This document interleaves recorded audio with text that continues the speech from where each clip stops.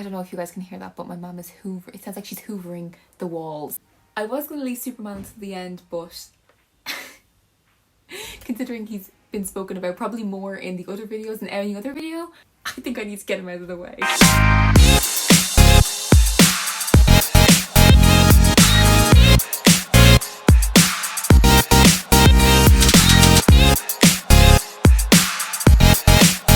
So Superman was dead in this movie for 3/4 of it, and I have more notes on him than on anyone. I'm a Superman stan, okay? Leave me alone.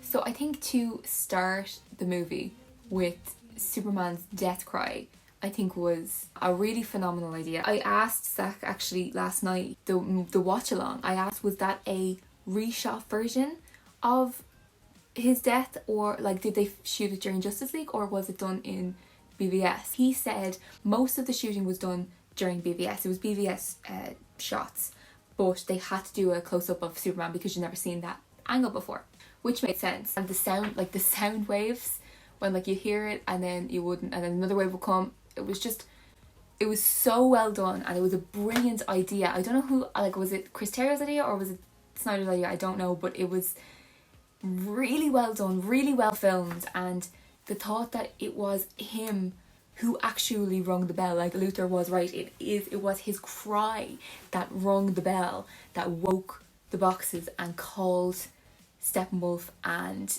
Darkseid to Earth, was amazing. Because a lot of people were like, why didn't Darkseid just invade Earth years ago? But this movie does a really good job of explaining that, well, there's hundreds and thousands of worlds. Darkseid doesn't realise that Earth is special. He doesn't know that this is the one that fought back because it's like a needle in a haystack. The boxes know Superman is here, and he's the most, one of the most powerful beings in the universe, and he's protecting Earth. They have to wait for him to die, and when he does die, that's when they can come, which makes sense because you don't want to mess with him, as Steppenwolf found out, unfortunately. I thought it was really interesting that, Zack makes a lot of reference to Jesus. And I really like it. I like the religious symbolism. I don't know why people get so annoyed when they compare Superman to God and to Jesus. It's a reference that's been used many times in the comics and in the movies, so I don't know why people hate it so much. They're like, oh, it's too on the nose. It's like, is it? I don't think it is. But I think religion is a touchy subject for people, so I don't think they want like that type of thing. But I think it is very hypocritical because a lot of people do it, not just with Superman, but with so many different characters. Like there's so, oh for fuck's sake. Great. I think a lot of people are going to miss the biggest what I think religious symbolism is, because Superman isn't in the movie for like at least 3/4 of it. He's dead, and when he does come back, he still doesn't have the biggest amount of dialogue in the world either. He has 2 action sequences where he doesn't really say anything in them. He's not very present in the movie, but his presence is felt for the whole movie, like God is. Like God is always supposed to be there with you. Like for people who are religious, God is supposed to always be there with you. Superman kind of is with them. He's with the League. He's with his family. His presence is everywhere. I don't think a lot of people are going to pick up on that, but I don't think you're supposed to really pick up on it. I think you're just supposed to feel it. As I said, he's not really in the movie, but his presence is put by his family. Martha Kent and Lois Lane mainly, and then Bruce Wayne as well. So, 3 of them really push his presence forward. Martha Kent really can't catch a break. I feel so sorry for her. I mean, dead husband in a tornado, son gets stabbed by a monster, and then she loses her house. Like, it's devastating. It's very, very sad. Oh, and she got kidnapped by a bunch of Russian mafia people who were working for Lex Luthor and nearly torched her to death, which was also not a great day, but her son died that day too, so she's probably thinking about other things. I was really worried about Lois Lane, her portrayal in this, because in the theatrical version it was very cringy. Her grief wasn't believable. I didn't believe that they were in love, but I did in this movie. And when he came back, yes, I did. I really felt that connection, but I also, when he was dead, the grief that she was feeling was really, really amazing. You know, she wasn't cringy at all. It was very realistic pain. It would be really realistic that she would go down to the monument like every single day. But when she gave the coffee to the policeman, I loved that, because it was just like a little bit like of a human connection. Like he doesn't know like going to marry Superman. He doesn't know that, but he, you know, maybe he does know that Clark died, or maybe he knows a little bit about her, or maybe he knows nothing at all, but he can see that she's clearly, you know, going through something, and he's just a little bit of like a human like connection there for her that she like she doesn't even know she needs until she just continually does it, which I loved. And Zack Snyder cameo in the coffee shop. She kept his cape, which I really loved, because that would be the first thing I would keep too, because that cape is luscious. Like, oh my god, like it's the best cape of all time. Like I would kill to wear that cape. Like not even the full suit, just the cape. I have to realise that like in this movie we know he's coming back, and we all knew he was going to come back because we read Dead Superman. We saw the dirt rising, and like we knew he was coming back. We're not devastated by his death and his subsequent like not being around. But she thinks he's gone forever. Like she genuinely thinks he is dead and she will never see him again. So when she is, you know, looking at the cape and stuff, she thinks that like she'll return to this like box that she clearly has of like Superman stuff. I don't know if the rest of the suit's in there. See this all the time and remember the time that she had with Superman. She will never speak to him again. She'll never get to see him again, which is, it's really heartbreaking when you think about it. I cried when he came back, but I don't know, you know, if that was for Lois or if that was for me. Probably for me. And also I loved where Martha comes to see Lois. Now we realise it's actually not Martha, it's Martian Manhunter. It doesn't matter because it's still a great scene.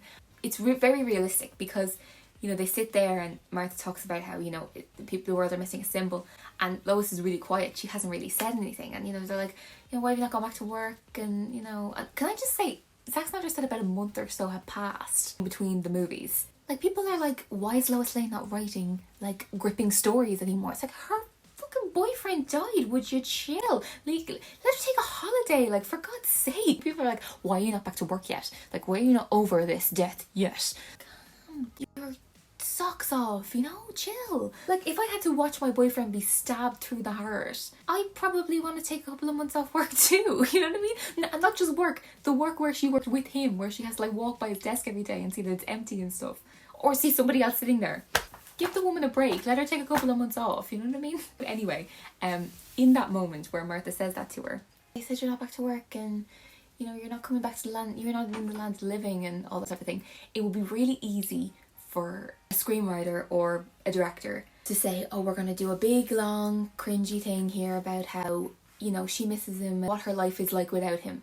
But she doesn't. She just says, I'll never love anyone like I loved him, and I really miss him.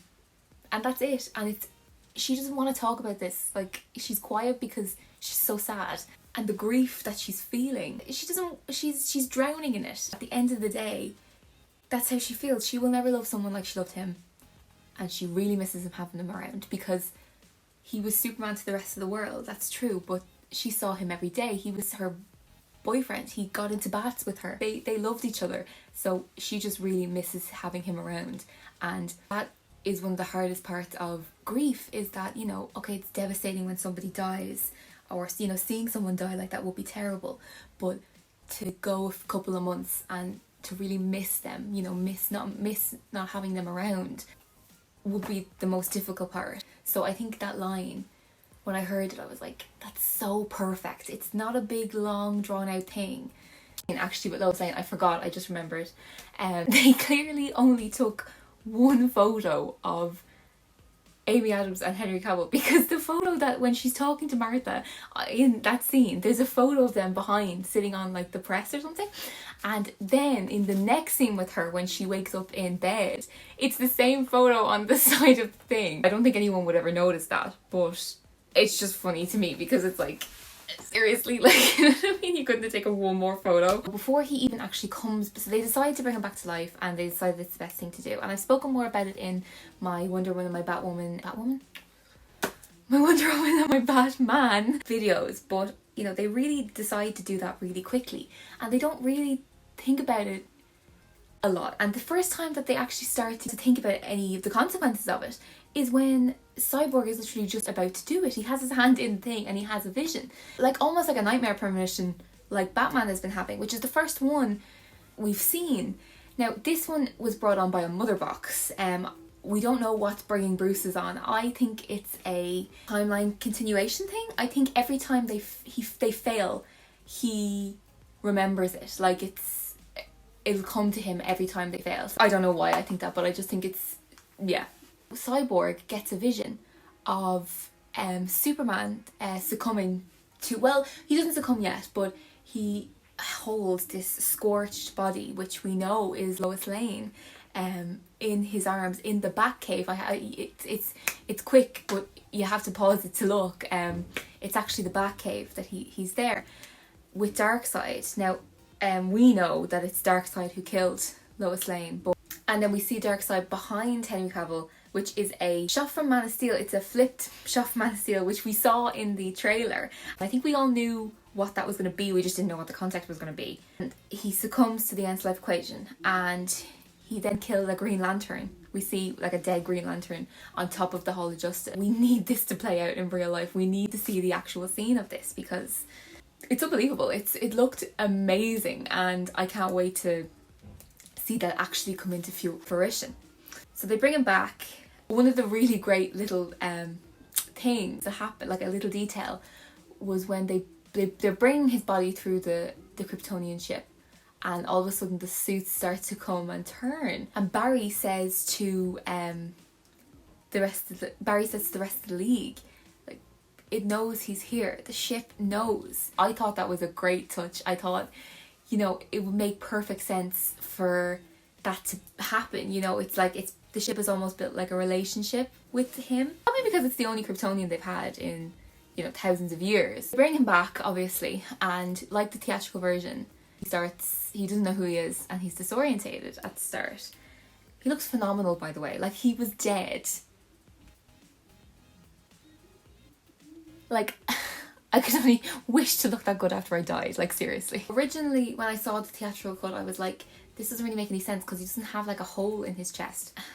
Watching Cyborg be born almost by the mother box made me realise that like it was probably the mother box just patched that up. It doesn't zoom in on him like it did in the theatrical cut. I liked the theatrical cut where his eyes opened. I liked that. I thought that was interesting, but because of everything that's going on with Barry at the time, I think they're trying to not take attention away from the other leaguers while this is going on, because the next scene is going to be all about him. It's such a good scene. I said in my Batman video that the nightmare scene was my favourite scene, but this is a really close second. It was my favourite in the theatrical version. It was clearly a Zack Snyder included. And the people who said that there was a Whedon one are idiots. It clearly was. I mean, look at Henry Cavill's face. It's fine. And all the bad bits in it were gone. All the good bits that were taken out, there was no reason. Why did they take out the bit with Cyborg? Like, I don't even remember what happened to him in the theatrical version. Did he just lie there? I can't remember. Another bit with Flash and Aquaman as well. Why not put them in? Like, if they're shot, maybe they had to cut money, I suppose. I don't know. See, I say, oh, they had to cut money, but it still cost them 300 million to make the theatrical version. So how much more money would they need for that? Like, you know what I mean?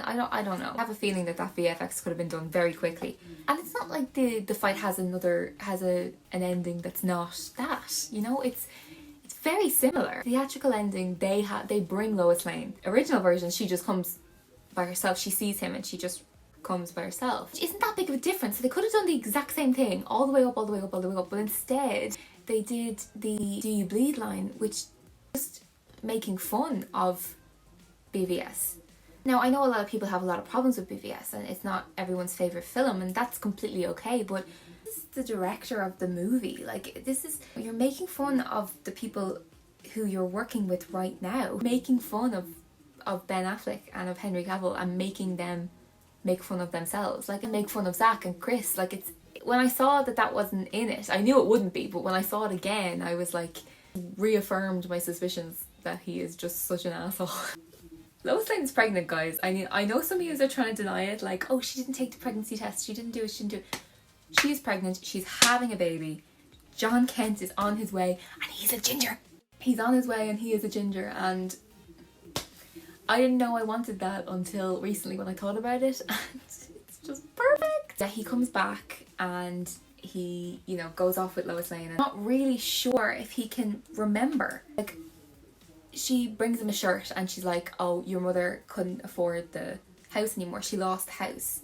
And he turns to her and he goes like, I don't understand. And then she says, your mother is very proud, or something like that.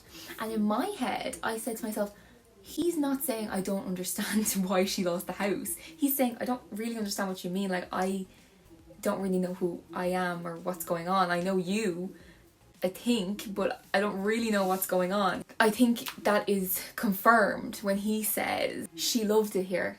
And then he looks off and he goes, so did I. And I loved that scene. I thought it was so well done. That was when I cried because it was so well delivered. He did a great job of really like conveying that, like, I don't really know what you're talking about, and then kind of being like, oh no, wait a minute, I do. He's thinking about, you know, his entire childhood and his dad, and it's really beautiful. And they pan out to the swing, which I loved because I love Van Seal.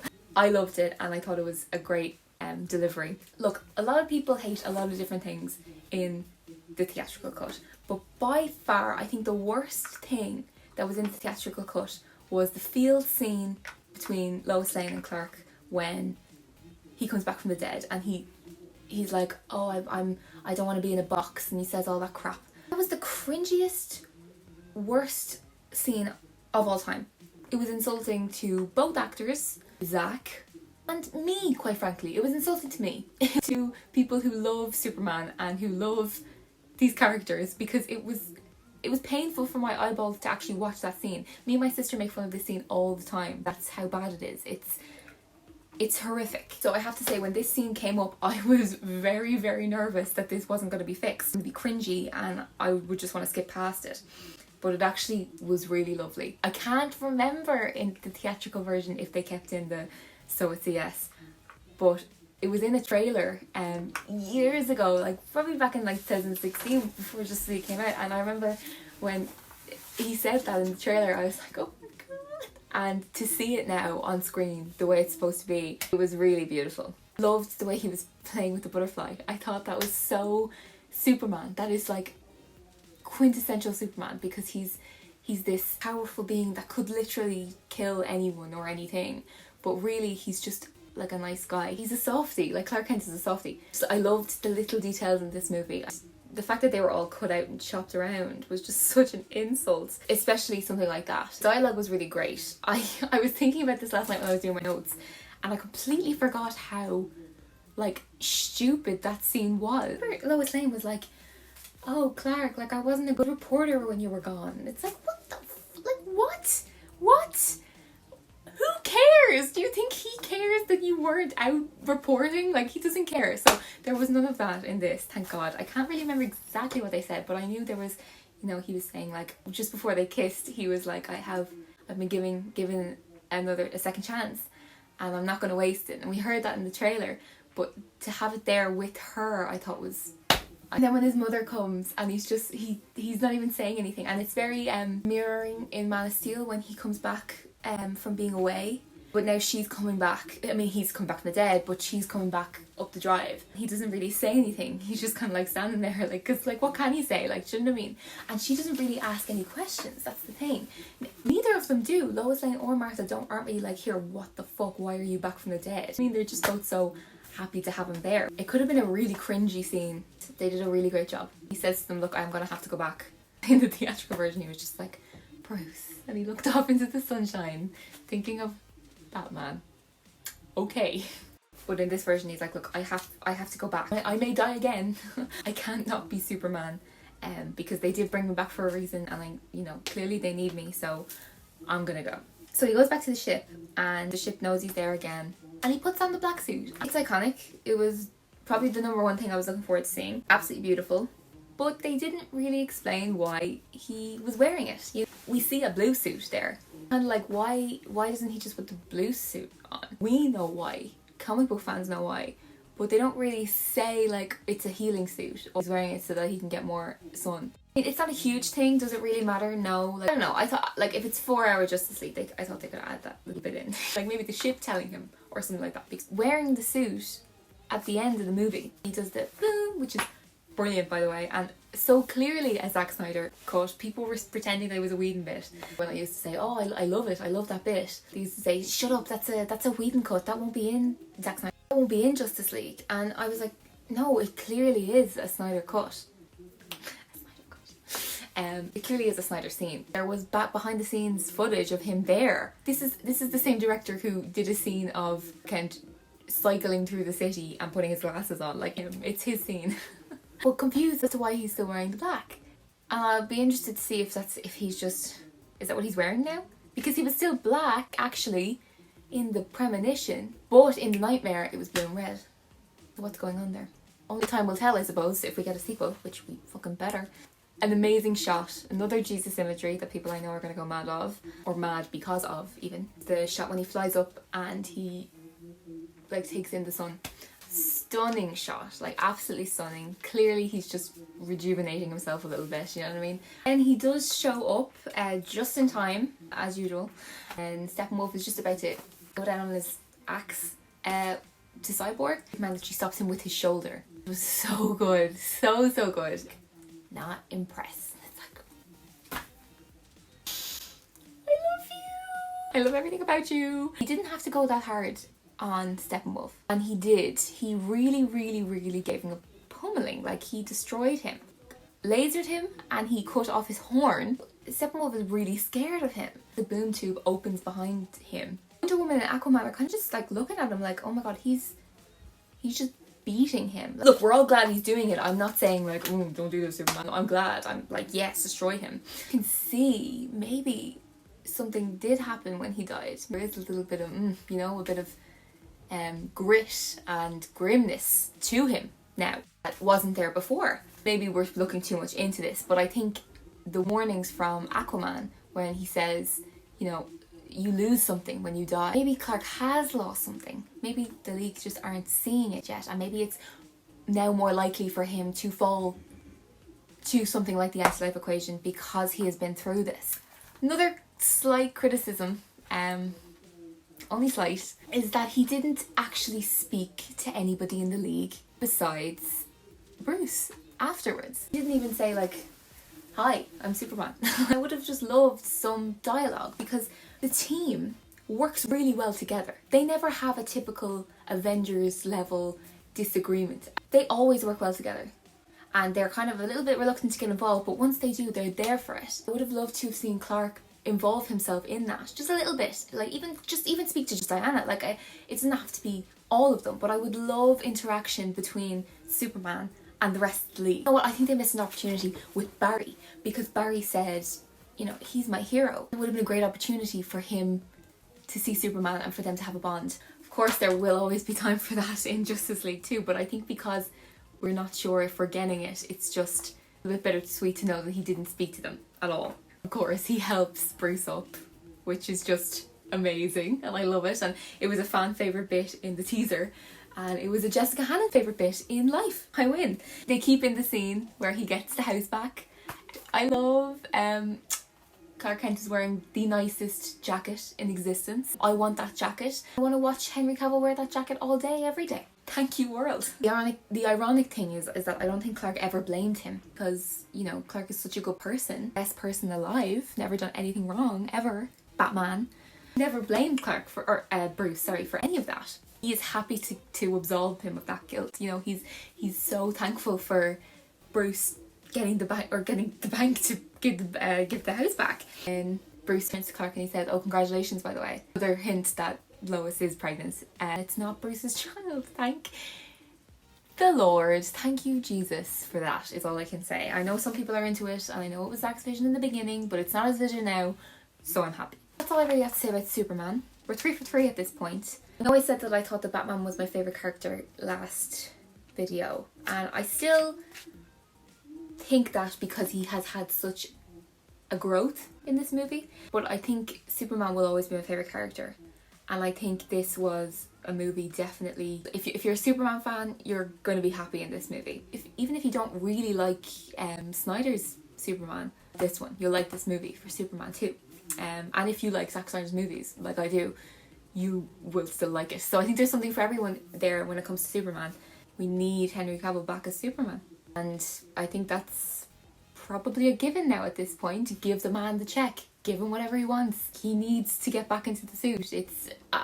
I need Henry Cavill back as Superman more than I need Ben Affleck back as Batman. I think a lot of people would agree with me. Top line priority is to see him in another Superman movie. Not just a stupid cameo, like a proper movie. Like Justice League 2 or Man of Steel 2. Yeah, 10 out of 10 performance again from the Man of Steel.